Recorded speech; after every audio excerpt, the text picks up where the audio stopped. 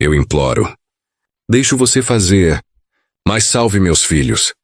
Foi o que ela disse quando eu a encontrei estendida no meio da estrada, com os cabelos grudados no rosto, o vestido rasgado pela areia e 3 bebês enrolados em pano velho chorando aos pés. A princípio achei que fosse ilusão, miragem das 6 da tarde quando o sol queima até o pensamento, mas à medida que me aproximei, o cheiro de sangue e leite seco tirou qualquer dúvida. Ela não parecia ter forças nem para abrir os olhos, mas falou mesmo assim, como se tivesse decorado a frase a vida inteira só para soltar naquela hora. E foi o tom da voz que me travou. Não era provocação, nem desejo. Era desespero puro, de quem já perdeu tudo, e agora negocia a dignidade por 30 segundos a mais para os filhos respirarem. Desmontei do cavalo devagar, os olhos varrendo a paisagem, mas ali só tinha pedra, espinho e um silêncio que incomodava. Me ajoelhei perto, tentei falar, mas ela só repetia as mesmas palavras com a boca rachada e a respiração fraca. Dei um pouco d'água, limpei o rosto dela com meu lenço, e só então reparei o corte na lateral da barriga. Era fundo e antigo. Não ia fechar sozinho. Ela já sabia. Os bebês, quietos demais, se encolhiam nos panos como se soubessem que o tempo deles também era contado. Perguntei quem tinha feito aquilo, mas ela não respondeu. Só murmurou que foi deixada ali por homens que acham que mulher é mercadoria e que os filhos nasceram antes da hora, num curral. Disse que um deles riu enquanto amarrava ela no cavalo. Outro cuspiu. O terceiro só olhava, calado. Foi ele quem trouxe ela até esse trecho da estrada e a largou com os 3 pequenos como se largasse um saco de vísceras. Eu podia ter ido embora. Podia fingir que não vi, mas alguma coisa na forma como ela me olhou quando segurou a mão do filho e depois soltou, me fez entender que eu não tinha mais escolha. Peguei os bebês, enfiei o lenço dentro da ferida para estancar o sangue, e disse sem saber se era promessa ou ilusão: eles não vão morrer aqui. Ela disse que o nome dela era Clara, mas falou baixo, quase como se não quisesse que o mundo soubesse. Estava encostada numa pedra, a respiração fraca, os olhos mais fundos que poço seco. O sangue tinha parado de escorrer, mas a cor da pele já anunciava o que ela não dizia. Eu improvisei uma pequena sombra com o poncho. Ajeitei os bebês o melhor que consegui. Enrolei cada um em pedaço de tecido limpo da cela. Um deles abriu os olhos, mas não chorou. O outro tossiu fraco. E o terceiro só respirava. Ela os observava como quem tenta decorar o rosto de um sonho prestes a acabar. Você tem família? Perguntei. Ela fez que não com a cabeça. Tinha, mas quando descobriram que eu estava com filho e não quis dizer o nome do pai, disseram que eu era vergonha. Me amarraram no estábulo até nascerem. Depois me venderam. Mas o homem não me quis com 3. Mandou os capangas resolverem. Ela falou tudo isso sem raiva, sem lágrima, como quem já aceitou que viver dói. Olhei em volta. Ainda estávamos longe de tudo. A cidade mais próxima ficava a 2 dias de cavalo. Com sorte mas com 3 bebês, ferida do jeito que ela estava e sem comida. Sorte era artigo de luxo. Ofereci mais água. Ela recusou. Dá pra eles. Já tô indo. Falei que não ia deixar ninguém morrer naquele deserto, mas ela sorriu fraco, como quem já ouviu promessa demais. Se ao menos eles crescerem longe disso tudo. Já valeu, o céu começava a mudar de cor, aquele tom avermelhado que avisa que a noite vem seca, fria e cheia de barulho. E o barulho começou antes do escuro. Primeiro o estalo de pedra se soltando, depois o som abafado de passos. Não de animal, de gente. Peguei a espingarda devagar. Coloquei os bebês mais perto do cavalo. Clara segurou meu braço. Se for eles, não reage. Eles só querem terminar o serviço. Não vão mexer com você se não me reconhecerem. Não reconhecerem? Perguntei.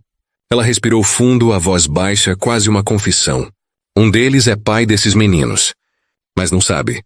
Só me usou e esqueceu. Se te ver comigo, vai te matar por me olhar como homem. O som dos passos foi crescendo no meio da poeira. Ritmado, certo, como se o desgraçado estivesse contando cada pegada, até chegar no ponto exato de matar. Clara segurou meu braço e tentou levantar, mas o corpo dela não respondia mais. Os olhos, sim, estavam vivos demais. Aquele tipo de vivo que vem quando se sabe que é o fim. Me adiantei, me pus de pé entre ela e o vulto que vinha se formando na borda da luz. Um homem alto, magro de ruim, com barba rala e o olhar de quem já quebrou dentes só por olhar torto. O chapéu dele era velho, afundado na testa, e a mão direita vinha solta, balançando do lado do corpo como se pesasse menos que o resto da consciência. Parou a uns 10 passos. Olhou para mim. Depois para os bebês que dormiam milagrosamente num silêncio que parecia armado. Quando viu Clara, deu um sorrisinho torto, desses que não chegam no olho. Sobreviveu então. A voz era baixa, arrastada, com veneno na garganta. Não falou mais.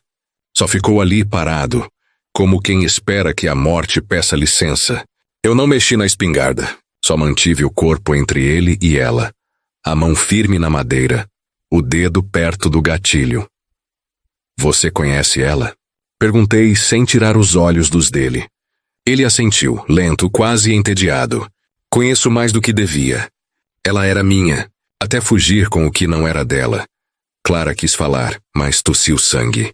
Me abaixei, limpei a boca dela com o pano da cela. Ela sussurrou quase sem som. Ele não é pai. Só bicho. Eu encarei o sujeito de novo. Se tem briga, é comigo agora. Ela não levanta mais. E os filhos ficam. Ele riu. Não alto. Não debochado. Um riso curto, seco de quem já viu esse filme. Não quero ela. Nem os moleques. Só vim terminar o que começou. É minha obrigação. Deu um passo. A mão bateu de leve no coldre. Não puxou, mas avisou. Eu ergui a espingarda, lenta, sem susto. Ele parou. O vento passou no meio da gente, espalhando areia. Os bebês choraram. Alto todos ao mesmo tempo. Ele tremeu. Por um segundo tremeu. E aí murmurou. A culpa não é minha. E puxou a arma. Ele puxou a arma rápido, mas não rápido o bastante. Eu já estava com a espingarda firme, o ombro encaixado, o olho na mira. Disparei antes que ele pudesse levantar o braço por completo. O primeiro tiro pegou no ombro, e ele girou no ar como bicho atingido em pleno salto. Caiu com um grunhido feio. Bateu com força no chão e rolou até encostar numa pedra. Não morreu, mas também não levantou. Tava ali, gemendo, xingando baixo, com a mão tentando alcançar o revólver que caiu uns 2 metros longe. Me aproximei com cuidado, a arma ainda apontada. Os bebês choravam alto agora, e Clara tremia segurando o pano dos filhos como se fosse o único pedaço de mundo que ainda podia segurar. Cheguei perto do sujeito e chutei o revólver para longe. Ele tentou reagir, mas o buraco no ombro falava mais alto. Sangue escorria por baixo da camisa suja, manchando a terra seca. Acaba logo, ele sibilou. Faz o que tem que fazer. Eu apontei a espingarda para o rosto dele, respirei fundo, mas não disparei. Olhei para o céu. O sol começava a sumir atrás das montanhas, tingindo tudo com aquela cor laranja de fim do mundo. Você devia morrer por isso, falei. Mas morte é pouco para quem larga a mulher com 3 filhos no chão. Ele cuspiu sangue, me xingou, riu como se não se importasse. E foi aí que percebi. Ele queria morrer. Queria que eu puxasse o gatilho e levasse com ele qualquer sombra de responsabilidade. Não dei esse gosto. Dei um soco. Só um, mas com a força de quem carregava a raiva de gente demais calada. Ele apagou. Caído, imóvel. Joguei ele de lado, peguei o revólver e joguei longe por cima da pedra. Voltei para Clara. A respiração dela estava falhando. As mãos dela seguravam os bebês com uma ternura que partia o peito. Você não matou? Ela perguntou. Não ainda, respondi. Mas ele não volta mais. Ela fechou os olhos. Um alívio silencioso passou pelo rosto dela. E então, com a voz embargada, ela disse. Promete que vai levar eles para onde o mundo não chega? Prometo, falei, já sabendo o peso daquelas palavras. E nesse momento ela parou de tremer. O dia seguinte nasceu sem pressa, sem cor, sem canto de pássaro. Era só luz pálida invadindo o céu como quem avisa que vai doer. Clara já não respirava quando o primeiro raio de sol encostou no rosto dela. Estava com os olhos semicerrados, uma das mãos ainda esticada na direção dos filhos. Não parecia em paz, mas parecia livre. E naquele mundo, liberdade já era mais do que muita gente recebia. Eu cobri o corpo com meu poncho. Ajoelhei ao lado e fiquei em silêncio. Falar o quê? Rezar para quem? Deus passava longe daquela estrada fazia tempo. Os bebês acordaram cedo, chorando baixo, fracos. Dei um pouco de água.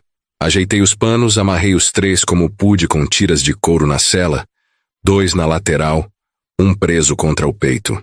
Cada passo do cavalo era um balanço que fazia os 3 se remexerem, como se o deserto ainda quisesse engolir mais. E eu fui. Sem rumo certo, só com a bússola do dever cravada nas costas. Levar aqueles meninos para longe de tudo. Para onde o cheiro do pai não chegasse. Para onde o nome da mãe virasse lenda boa, não ferida aberta. Atrás de mim, deixei o corpo dela enterrado sob um monte de pedras, do jeito que o Oeste faz com os seus. Sem cruz, sem nome, mas com respeito. O sujeito que tentou matá-la ainda respirava quando amarrei as mãos e deixei uma garrafa de água ao lado. Podia viver, podia morrer, mas agora ia carregar o mesmo peso que me caiu nos ombros. Andei até o 2º dia sem falar uma palavra, só ouvindo os choros intercalados dos meninos, sentindo o calor subir da terra como ameaça, e pensando onde, diabos, eu ia achar alguém para aceitar 3 recém-nascidos sem história. A cada vila que passava ao longe eu evitava. Não era hora de perguntas.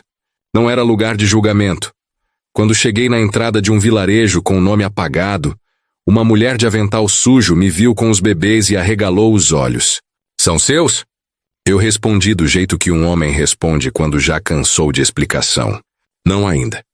Mas por enquanto sou tudo o que eles têm. A mulher que me abordou na entrada do vilarejo não era enfermeira, nem freira, nem parteira. Era só dona de um armazém pequeno, com farinha vencida na prateleira, e um marido que andava mais bêbado que sóbrio, mas olhou para os bebês como quem reconhece desespero na mesma hora. Me levou para dentro, afastou os sacos de milho, limpou o balcão com o avental e estendeu os braços como se tivesse esperado por eles a vida inteira. Eu hesitei. Ela percebeu. Não vou tomar. Só quero ajudar. Você tá no osso. Concordei com a cabeça. Entreguei o primeiro, depois o segundo, e o terceiro ficou comigo mais um tempo, grudado no peito, respirando fraco, como se quisesse ouvir meu coração por mais 1 minuto. A mulher se chamava Alzira. Tinha 50 e poucos, 3 filhos crescidos e enterrados em guerras que ela nunca entendeu. Eles me tiraram tudo. Talvez seja justo eu cuidar de quem o mundo tentou tirar de você. Eu falei pouco. Só disse que precisava deixar os meninos em lugar seguro e seguir. Ela não perguntou de onde eu vinha, nem porque os 3 não tinham mãe, mas pediu uma coisa: nomes. Eles precisam de nomes, mesmo que a gente só use quando for rezar. Fiquei em silêncio um tempo, olhando para os rostinhos encolhidos nos panos. Clara nunca me disse como queria chamar os filhos, mas eu lembrava da forma como ela dizia certas palavras, como olhava para os 3 como se visse coisas diferentes em cada um. O primeiro vai se chamar João, o segundo Bento e o último, engasguei um pouco. Vicente, nome do meu pai. Alzira sorriu com os olhos. Agora são gente. Agora tem futuro. Fiquei ali até o fim da tarde, ajudando a limpar, carregando sacos, organizando o canto onde os 3 dormiriam por enquanto. À noite Alzira me deu sopa, me ofereceu pouso. Agradeci, mas recusei. O caminho ainda não tinha acabado. Do lado de fora, o céu estava cheio de estrela, mas sem paz. Eu sabia que o sujeito que larguei ferido podia ter morrido. Ou não. E homens como ele não esquecem. Eles cicatrizam por fora, mas por dentro continuam fedendo a vingança. Dei a última olhada na casa. E fui embora. Só com o que me restava. A dívida, o silêncio e a estrada. Andei sem parar por 3 dias, dormindo mal, comendo o que dava, mas com a cabeça sempre voltando para o mesmo lugar. Aquele corpo largado no chão, os olhos de Clara se apagando, a voz dela pedindo pelos filhos como se fossem mais importantes que a própria alma. E depois, os rostos dos 3, pequenos demais para carregar qualquer culpa, mas condenados a nascer de uma história que já começou com sangue. Tentei me convencer que tinha feito a coisa certa, que deixá-los com Alzira era o melhor, mas o silêncio da estrada não deixava esquecer. Tinha algo se mexendo por trás da poeira, e não era só vento. Cheguei numa cidade maior no fim do 3º dia. Um vilarejo com igreja, escola e cheiro de gente viva.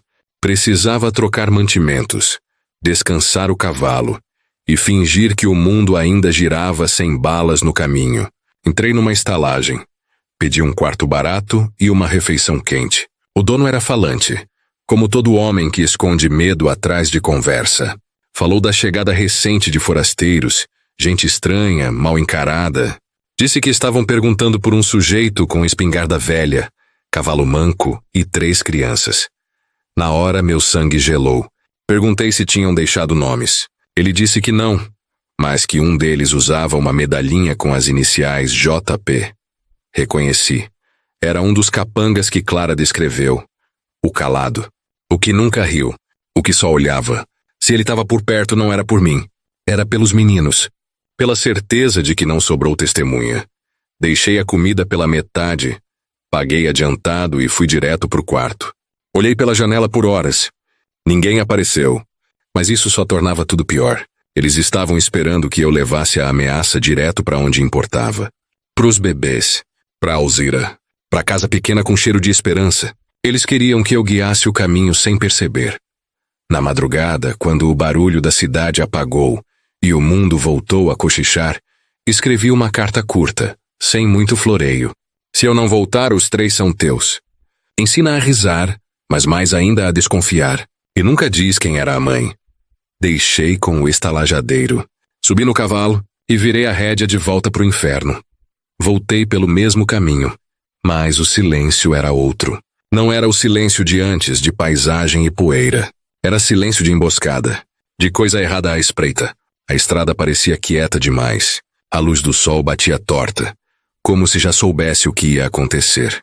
Cheguei perto do vilarejo de Alzira ao entardecer. O armazém estava com a porta entreaberta, mas não havia ninguém no balcão. Desci do cavalo com o coração batendo como tambor de guerra. Dei 3 passos e vi a sombra. Um vulto sentado na cadeira da varanda, mexendo com a ponta da bota numa folha seca. Era ele, o calado. O tal do JPA ao lado dele, outro sujeito, de rosto inchado e olho roxo. O terceiro devia estar por perto. Eles não me olharam de imediato. Só depois de eu colocar o pé no primeiro degrau da varanda. Sabíamos que ia voltar, disse o da bota. Homem que leva 3 filhos que não são dele, carrega culpa demais para dormir tranquilo. Olhei em volta, tentando ver se Alzira estava viva. Ou se os bebês ainda estavam dentro.